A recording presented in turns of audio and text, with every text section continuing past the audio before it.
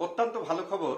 গতকাল ঠাকুরগাঁও জেনারেল হাসপাতাল থেকে যে শিশুটি চুরি হয়ে গিয়েছিল সেই শিশুটির সন্ধান পাওয়া গেছে এবং আমরা যতদূর জানতে পেরেছি পুলিশ প্রশাসনের কাছ থেকে তারা আমাদেরকে নিশ্চিত করেছেন যে ঢাকাস্থ যে গাজীপুর সেই গাজীপুর এলাকা থেকে 3 জনকে এই বিষয়ে গ্রেফতার করা হয়েছে এবং শিশুটি তাদের কাছে আছে।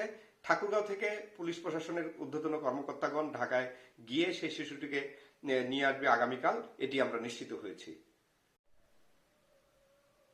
অত্যন্ত ভালো খবর।